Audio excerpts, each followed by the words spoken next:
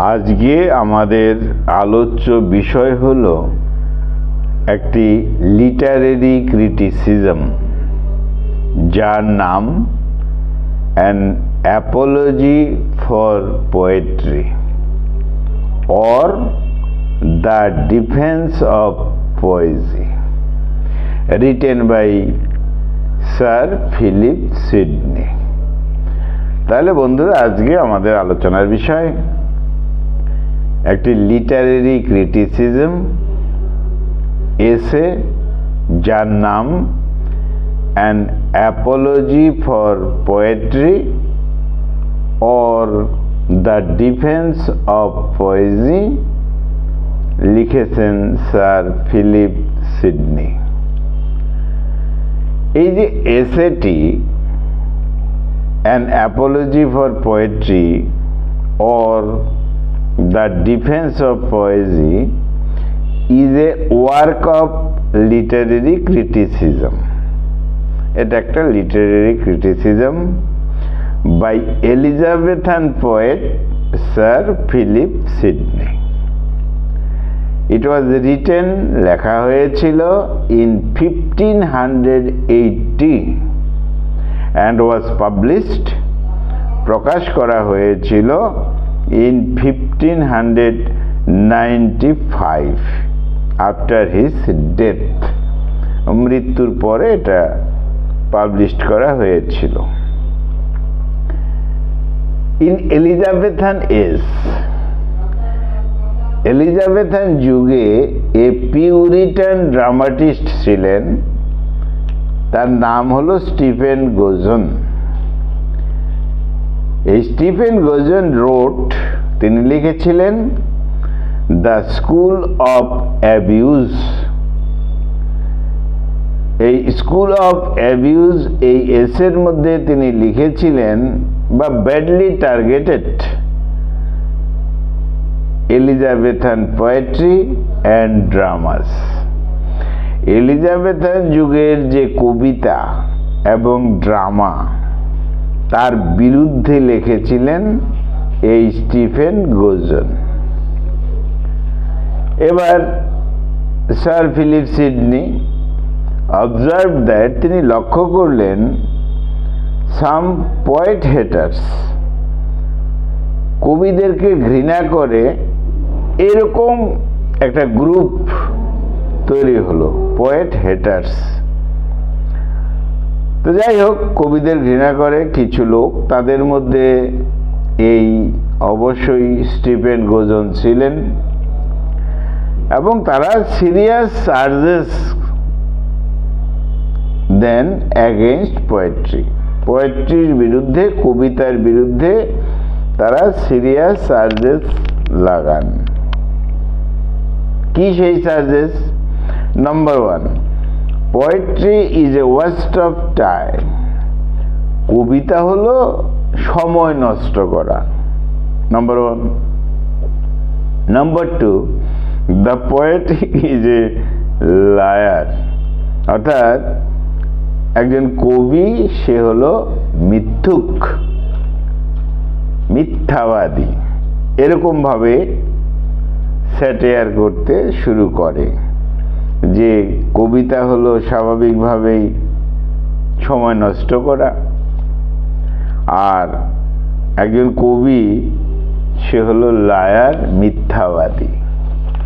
Next point বলছে, এই নিন্দুকরা, poetry corrupts the morals of people. এই কবিতা মানুষের নীতি নৈতিকতাকে নষ্ট করে দিচ্ছে। এমনকি প্লেটো ক্রিটিসাইজড, তিনিও ক্রিটিসাইজ করেছিলেন, তিরস্কার করেছিলেন দ্য পোয়েটসদেরকে, কবিদেরকে, ইন হিজ রিপাবলিক। এই হলো বিষয়। এইবার স্বাভাবিকভাবেই স্যার ফিলিপ সিডনি তিনি কবিতাকে ভালোবাসেন, তাই এই নিন্দুকদের থেকে বাঁচার জন্য এবং কবিতাকে বাঁচানোর জন্য তিনি এই এসেটি লিখলেন। তার নামই হলো এই অ্যান অ্যাপোলজি ফর পোয়েট্রি। তাহলে এভাবেই নিন্দুকরা আর কি করলো, তারা বলল poetry got a bad name in Elizabethan England. এই কবিতা, এই এলিজাবেথান ইংল্যান্ডের কবিতা কি করছে, তার মানুষের নৈতিকতা ইত্যাদি সময় নষ্ট করছে, এবং কবিতার যারা লেখেন কবি তারা মিথ্যাবাদী, এইভাবে একটা হীনমন্যতার দিকে দেখেন। এবং এই নিন্দুকরা ডিসরেসপেক্টেড, অশ্রদ্ধা শুরু করে দেয় সিডনির কন্টেম্পোরারি ছিল, তার সমসাময়িক যারা ছিলেন তারা। এবার Sidney went against them. Sir Philip Sidney এই নিন্দুকদের বিরুদ্ধে কবিতার পক্ষে কথা বলতে শুরু করলেন। আর সেই জন্যই sir Philip Sidney wrote his essay an apology for poetry, going against কাদের বিরুদ্ধে, এই গোসন্স ভিউজ বা কিছু কবি as well as the critics বলবো, ক্রিটিক্সদের বিরুদ্ধে বলতে শুরু করলো। অর্থাৎ পোয়েট হেটার্স যারা, কবিদের যারা ঘৃণা করে, নিন্দা করে, তাদের বিরুদ্ধে বলতে শুরু করলো এবং কবিতা সম্পর্কে ভালো বলতে শুরু করলেন স্যার ফিলিপ সিডনি। অর্থাৎ sir Philip Sidney highlighted poetry, কবিতাকে উজ্জ্বল করার জন্য বললেন।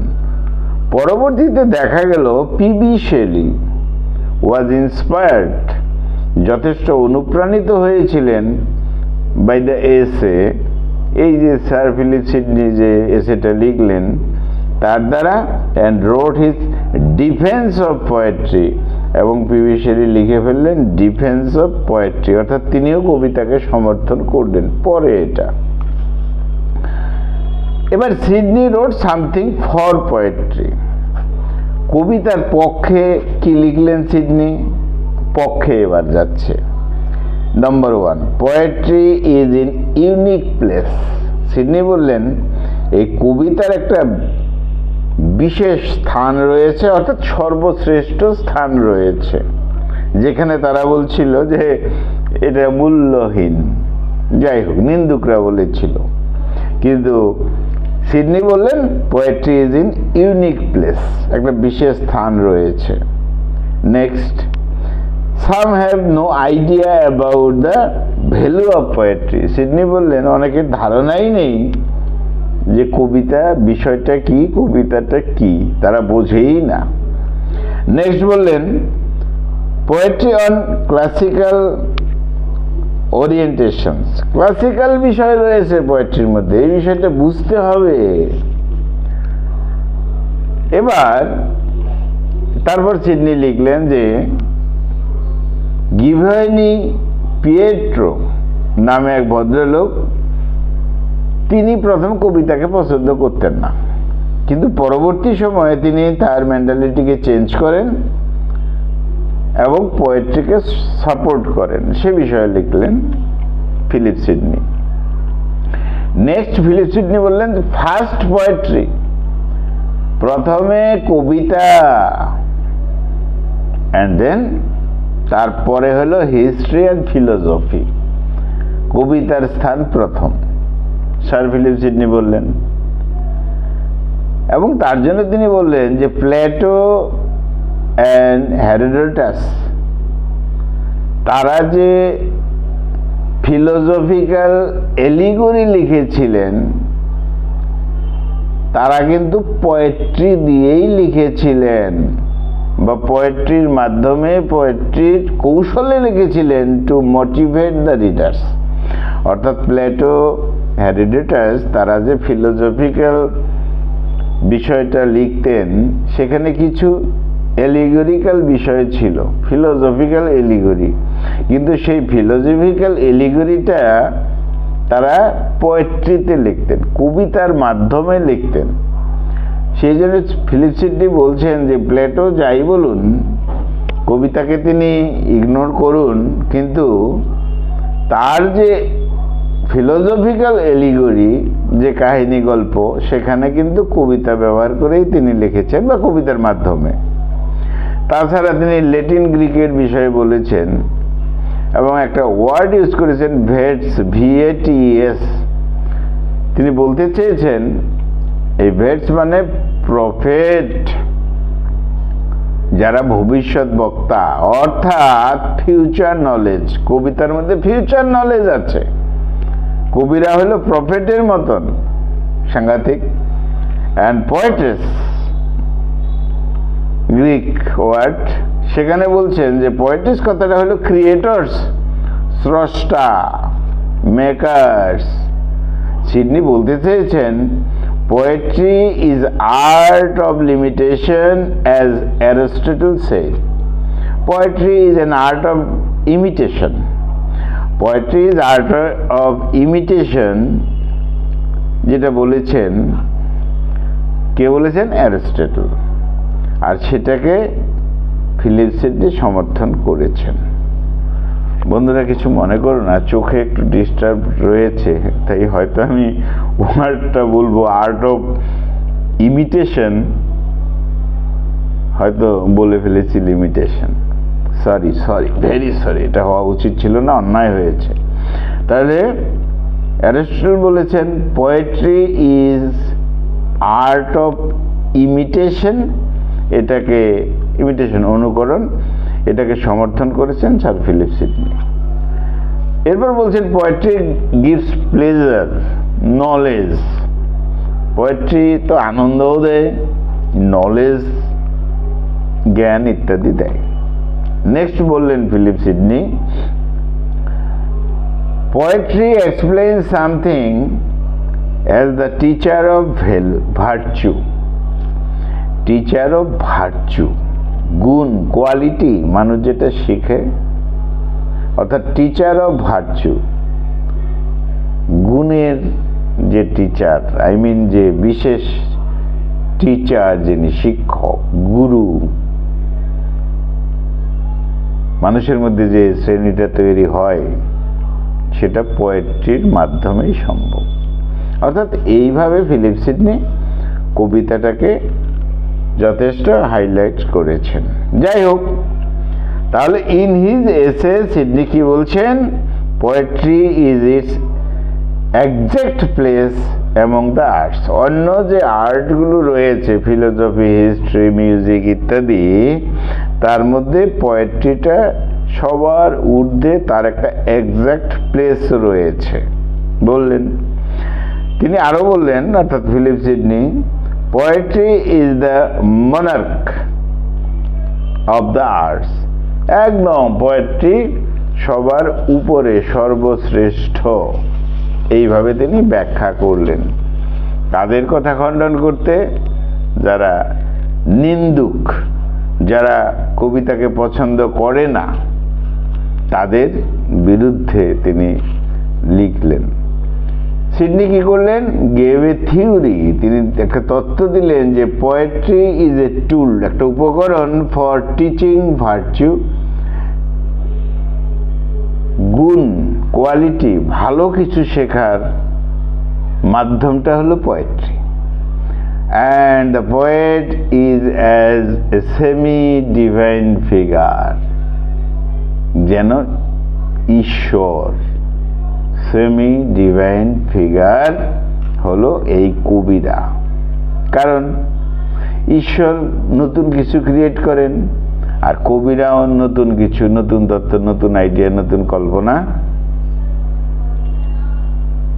লিখেন তাদের কবিতার মাধ্যমে। অতএব তিনি সাংঘাতিকভাবে বলেছেন যে the poet is as a semi divine figure, অর্থাৎ গড, সমতুল্য। যাই হোক, এবার তিনি যুক্তি দিচ্ছেন ফিলিপ সিডনি যে poetry is the first of the arts. যত এই কলা কৌশল রয়েছে আর কি, তার মধ্যে প্রথম হলো poetry, coming before philosophy and history.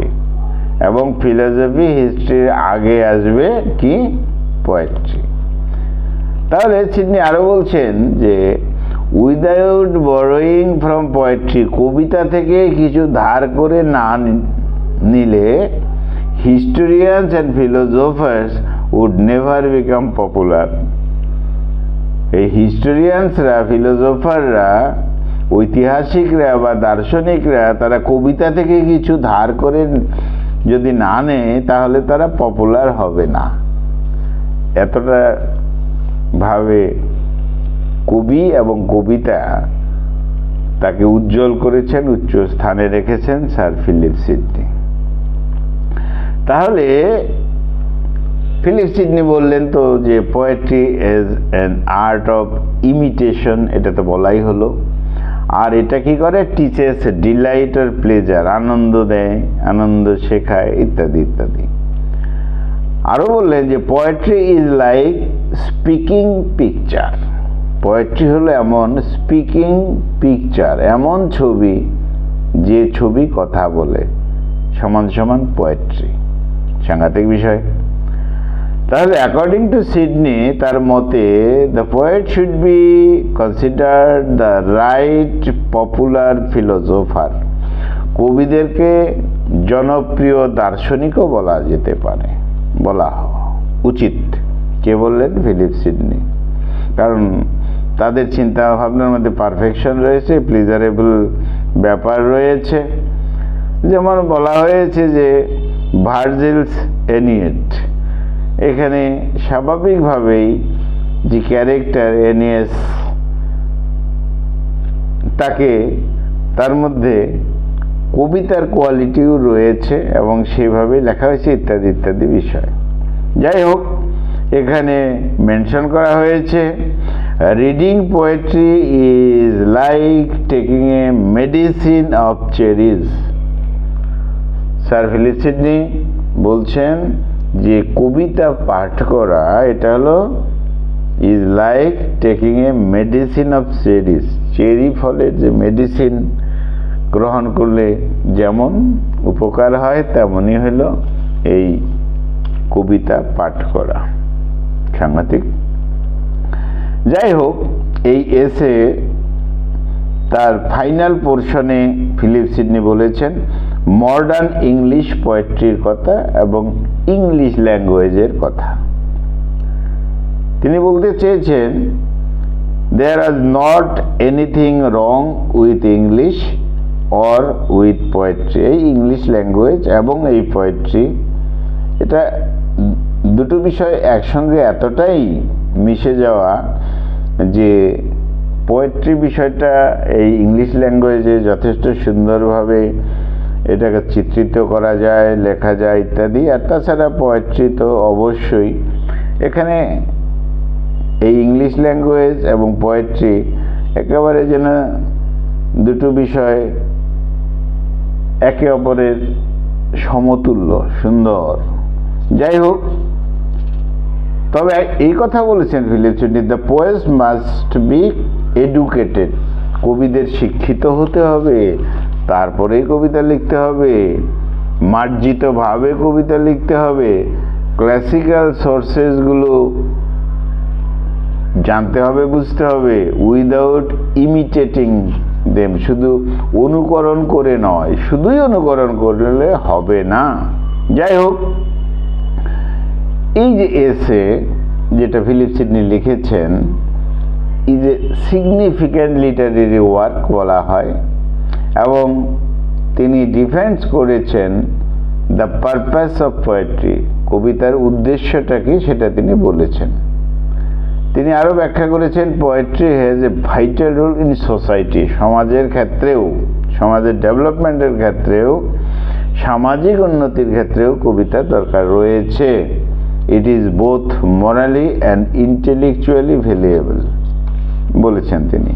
যাই হোক, এই এসের মধ্যে দ্য পারপাস অফ পোয়েট্রি, পোয়েট্রির উদ্দেশ্য সম্পর্কে তিনি বলেছেন যেসব ক্রিটিক্সরা, ফিলোসোফাররা, তার মধ্যে প্লেটো একজন ছিলেন, তারা বলেছিলেন যে পোয়েট্রি ইজ ভেরি ডেঞ্জারাস, একটা ভয়াবহ বিষয়, কিন্তু স্যার ফিলিপ সিডনি বলেছেন ইট ক্যান মিসলিড পিপল, এটা মানুষকে যে বিভ্রান্ত করেছে, অর্থাৎ যারা নিন্দুক তারা প্রথম বলেছিল যে কবিতা মানুষকে মিসলিড করে, আর ফিলিপ সিডনি বলছে যে এই ক্রিটিক্স প্লেটো এদের চিন্তা ভাবনাই মানুষকে বিভ্রান্ত করে, কারণ কবিতা একটা ভালো সমাজ তৈরি করে। যাই হোক, ডিফেন্ডিং পোয়েট্রি, সিডনি কি বলছেন?